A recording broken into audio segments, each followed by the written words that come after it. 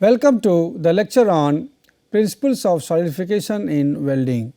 So, in this lecture we are going to have some light upon the principles of solidification typically in the welding process, because we need to understand that how the solidification in welding is different from the solidification in normal cases of casting.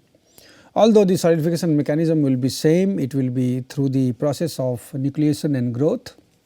So, solidification of molten metal occurs by the nucleation of minute grains or crystals, which then grow under the influence of crystallographic and thermal conditions that prevail.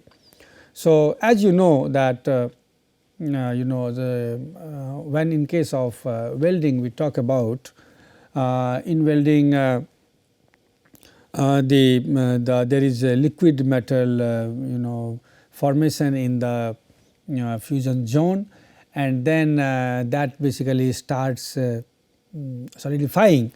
Now, we know that the solidification is basically driven because of the free energy conditions. So, as the temperature comes down, then there will be certainly in the below the certain temperature, the free energy of the solid state will be smaller. So, during that transformation from liquid to solid, there will be change in the free energy that will be decreasing. So, that basically is the driving force for the transformation to proceed. Now, the thing is that now the nucleation has to start. So, we have also studied that the nucleation mechanism is that you will have the formation of a grain. So, the grain will start forming, and because of the conditions at the equilibrium temperature, the solid and liquid state will be cancelling each other. So, free energy will be same at that point, but when the temperature is somewhat smaller, then in that case your the formation of a nuclei is started. The initially when it is not able to stable, then it is known as the embryo, and if it is able to stabilize, the point where the change in free energy becomes 0. So, that is the basically limiting point. So, that basically we are looking for that condition, and then you are getting a condition which tells that from here onwards any particular addition of the atom that will lead to the stabilization of that nuclei. So, then it is known as the nuclei, and then further you will have growth. So, that is basically we have already seen that in that we are having the expression for the volume energy term, and we are have the expression for the surface energy term. So, that expression is basically differentiated with respect to the R, and then because that you will have a particular kind of change in the free energy. So, we are looking for this point where there is after that there is a change in the value in the negative direction. So, basically we are talking about this R, which is known as the critical radius. So, that is minus 2 gamma by delta G, something like we are getting. So that becomes the critical radius, and from there basically further addition will be talking about the growth. So, you will have nucleation at different points, and when the probability of this nucleation across all the domains in the material in the liquid is everywhere, this probability, if it is same, then in that case certainly it is a case of homogeneous nucleation. So, in those cases we are trying to find the value of the the delta F. So, delta F homogeneous is found, it has certain values which we get, that is 16 by 3 pi gamma cube by delta G square. So, and then many a times we take this delta G as delta G delta T by Tm. So, accordingly you can have these values, you can find this delta F value. So, for that critical radius value. So, this is the concept of homogeneous nucleation, where we assume that there is homogeneous equal probability of having the nucleation at these different points. However, in welding also, in welding, in fact the always there will be some nucleation and then further there will be growth. We also understood that the growth will be so as the crystal grow, you will have one preferential direction for the growth according to the crystallographic directions, and then also the growth is predominantly in the direction opposite to the direction of heat flow. So, accordingly you will have the formation of different types of grains which is there in any any case when there will be change of phase taking place. So, what happens that when you have so when you have homogeneous nucleation, you will have certain value of this activation barrier, and that barrier need to be overcome, and once that is overcome, then in that case the nucleation will start. Now, in the case of welding, what happens that when you are welding two materials, two plates. So, suppose in this area you are welding. So, the liquid metal which will be coming here. So, they will be basically melting this. So, you will have a zone of parent metal which is melted and partially unmelted. Now, that basically resembles to the case of not the actually the homogeneous nucleation, because in homogeneous nucleation the nucleation should have occurred at any point inside. However, there is another kind of nucleation mechanism, that is heterogeneous nucleation. We must have the idea where the probability of the nucleation at the preferred points will be higher. Now, in case of welding, what happens that these grains which are here, they are partially melted because of these heats. Now, these partially melted grains they will be working as the heterogeneous nucleating agents.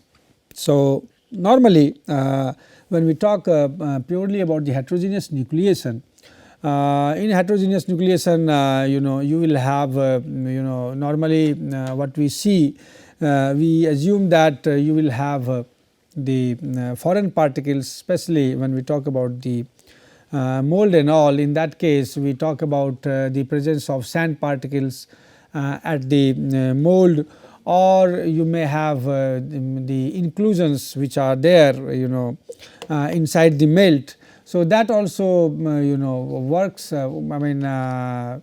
serves as the nucleating agents. Now, its job is basically to alter the value of this delta F star, because in this case you will have the surface energy term coming into picture, and that can be understood by the following process. Suppose what happens that suppose you have the inclusion. So, if you have if you have a beta particle which is formed in the form of half shape. So, now in this case you just consider this nucleation of this beta and this is nucleating from the alpha. So, you will have a the surface energy term, that is gamma alpha beta. So, we are considering the example of nucleation of beta from alpha occurring on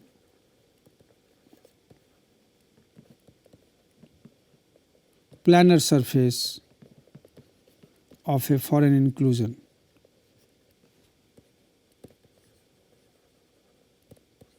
Delta. So, basically we are talking about the, so you have this is your foreign inclusion delta, and so we are talking about the nucleation of this beta, this beta is there. So, this is your beta, and this is nucleating on the planar. So, this is nucleating from alpha. So, you will have this as the, so this will be your gamma beta delta, and this will be your gamma alpha delta. So, that way now you will have the balancing of the equation at this point. Now, in this case you will have if you look at these gamma term in all the directions. So, you will have gamma alpha delta. So, this will be, so you will have here this side. So, accordingly if you have the so this will be gamma alpha beta cos theta. So, this is your cos theta, and this will be plus gamma of beta delta. So, theta is basically the contact angle. So, beta particle basically forms in the shape of the half length, as you see this is forming in the shape of half length, and we are assuming that we are assuming that the surface tension forces basically at this point O they are in equilibrium. Now, when we have such system, in that case you will have different surface energy terms, and what we see that you have a new alpha beta interface which is equal to the area of the curved surface of the lens that is produced. Apart from that, you have a beta delta interface also which is formed, which is equal to the circle area of circle of the intersection of lens with the planar delta surface. So, that is also formed, but you have one alpha delta interface basically that is consumed. So, you have 3 surface energy terms, 2 is positive and 1 is negative, because that alpha delta is basically consumed because of the nucleation of this beta particle. So, if you take it has been seen that if you take all these surface energy terms into account, then the delta f star, this comes as the 4 pi gamma alpha beta by 3 delta g square, and then you will have the term. So, this will be 2 minus 3 cos theta plus cos q theta. So, this is found in the case of the heterogeneous nucleation.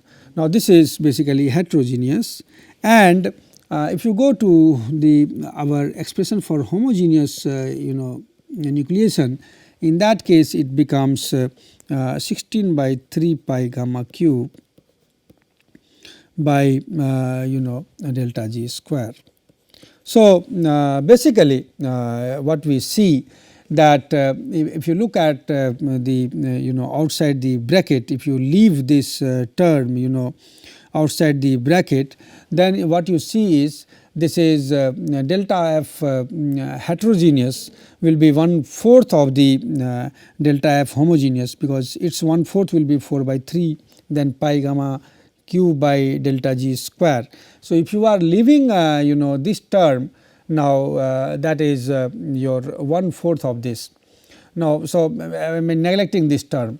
Now, since in the case of heterogeneous nucleation, you have the extra particle and its presence basically will be altering the mechanism of nucleation and further growth in a different manner.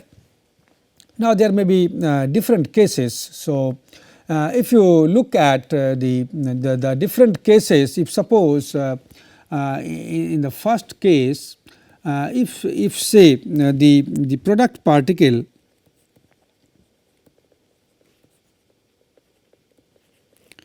may only make point contact with foreign surface. Now, depending upon the different values of theta, this delta f star heterogeneous and delta f star homogeneous will be changing.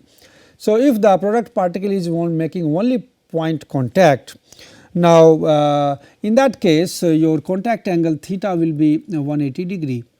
Now, if you look at the two expressions, so you will have in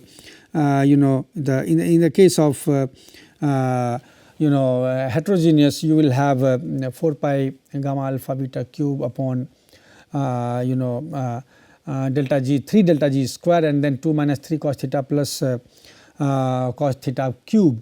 So, if you put the theta equal to 180 degrees, so theta equal to 180 degree is equal to minus 1. So, your cos theta will be minus 1. So, your term that is inside the bracket is 2 minus 3 cos theta plus cos cube theta.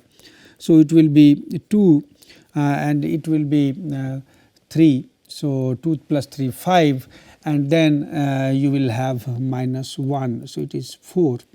Now, in the case of that, the delta f heterogeneous that will be multiplied with 4 times. So, if you take this term into account and that was the actually the difference between the delta f heterogeneous and delta f homogeneous, this 4 was the factor. So, in that case your delta f heterogeneous becomes same as delta f homogeneous. So, that becomes the case with the case of the contact angle being 180 degree. Now, if you take the second case, if the second case is taken in such a manner that your theta is changed. So, in that case if product particle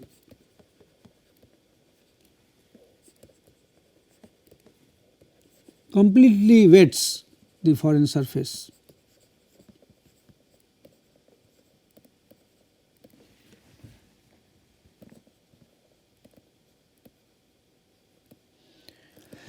that is it is forming a vanishing thin film on the delta particle. In that case theta becomes 0. So, if that is theta becomes 0 degree, in that case cos theta will be 1. So, your 2 minus 3 cos theta plus cos cube theta, that becomes 1. So, so this term when multiplied with the 4 by 3 pi gamma cube gamma alpha beta cube by delta g square. So, that multiplied with 0, that becomes 0. So, delta f star heterogeneous, it becomes 0. So, basically there is no barrier to nucleation. So, it means if you have a particle which is completely wetting the foreign surface, in that case your it is basically very much promoting the heterogeneous nucleation, because the activation barrier that becomes 0. So, if you take the next case as case 3, where the product particle is hemispherical in shape,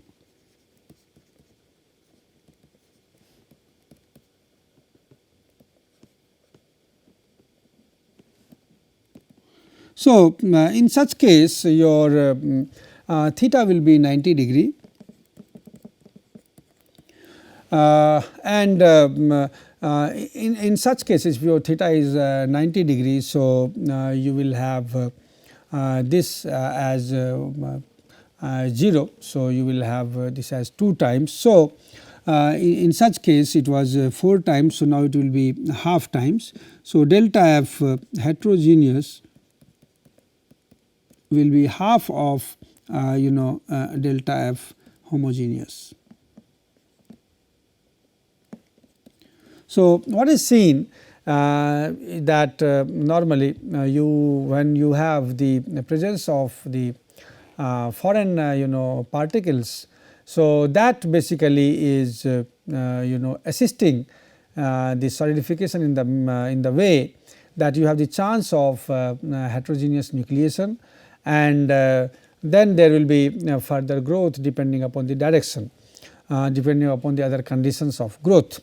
Now, in the case of welding, there is a chance that you have the presence of these sites from where the solidification will start, and these chances are, as we discussed, that when you have the welding process going on.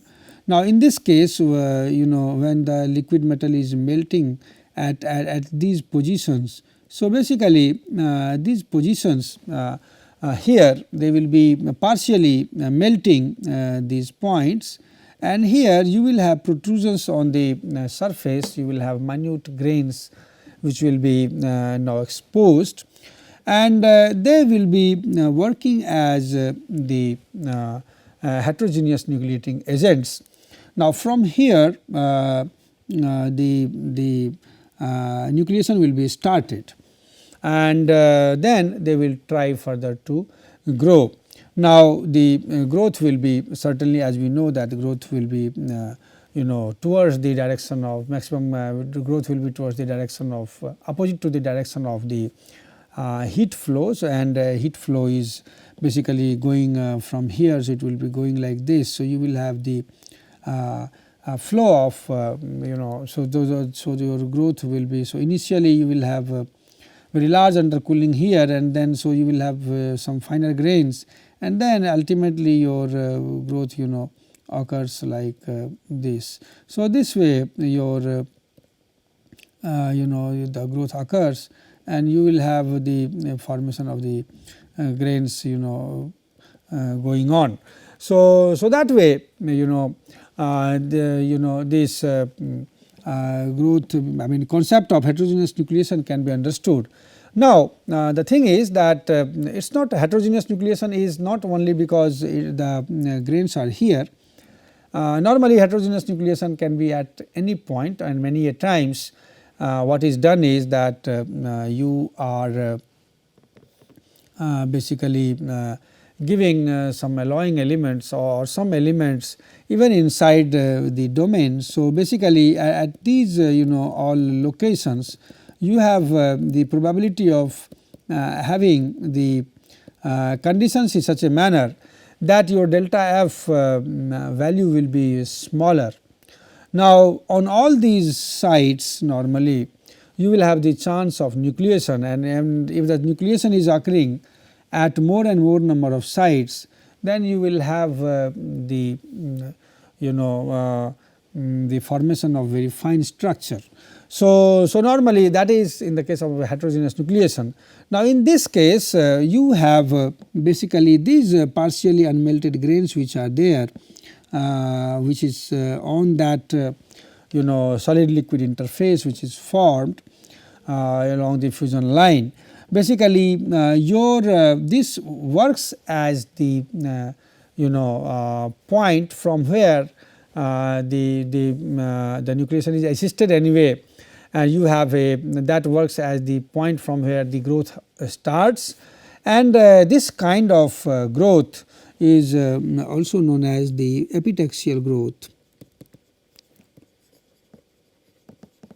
or the kind of solidification which is because of these unmelted grains which are acting as the nucleation sites from where the growth occurs. That kind of solidification mechanism is known as the epitaxial solidification. So, this is the solidification mechanism in the case of welding. Now, depending upon that what is the degree of undercooling which is experienced here, or how fast the heat is extracted. So, based on that the structure in this locality will be determined, or will be seen that how will be the structure inside. That will be basically depending upon what is the cooling rate and what is the thermal conductivity of the material, because that will be based on that, basically depending upon the degree of undercooling, your growth will also proceed, because here this zone is normally smaller, and it is always connected with these metal on all the sides. So, your rate of heat transfer is quite high. So, your growth occurs and you will have the structure like this. So, so then also there are other concepts of solidification, like we talk about the solidification of metals and solidification of alloy. They have different mechanism. So, for that there are other factors coming into consideration. Now, many a times what we do is that to define the grains inside this weld pool, you can have so many a times what we do is we in the filler metal we are giving the alloying elements, basically those alloying elements that will go into this zone, and these they will be dispersed inside this domain. Now, these if there are many elements, alloying elements which basically work as the grain refiners. So, that is nothing but their presence will enhance the nucleation centers, the presence of nucleation sites, and in turn basically they increase the number of grains. So, they make the grains finer, and then finer grains are certainly good for the better mechanical properties to be achieved. So, so that again is the concept of the heterogeneous nucleation, which we have studied in this case. Then we will talk about in our coming lectures that what is the solidification mechanism when you have the solidification of alloys, because we must understand that when there is solidification of alloy, in that case the solute will be coming out. So, you will have at any point you will have a solid part as well as liquid part inside, in between the solidus and the liquidus temperature range. So, basically in that you will have the the solid part and the liquid part, they will be having different solute content, and that basically establishes a gradient. You will have depending upon the slope of the solidus or the liquidus line, you will have a different difference between the solute between the solid and the liquid part, as far as the concentration of the solute is concerned, you will have a difference achieved, and basically that also affects your freezing mechanism, the type of grain which you are forming. So, the cooling rate which is which is experienced under any welding process, that affects the type of structure which you are getting, because in those cases depending upon the cooling rates, either you may have the formation of the dendritic structure, or you may have the planar structure or so. So, that also can be understood if you have a particular condition, and by looking at the cooling rate you can predict what kind of structure will be there for alloys also, because you will have some redistribution of atoms taking place in terms of diffusion at any temperature or so, and what is the what is the capability of that, or what is the degree of diffusion that is possible. So, based on that the structure will be also different. So, these aspects will be discussed in coming lectures. Thank you very much.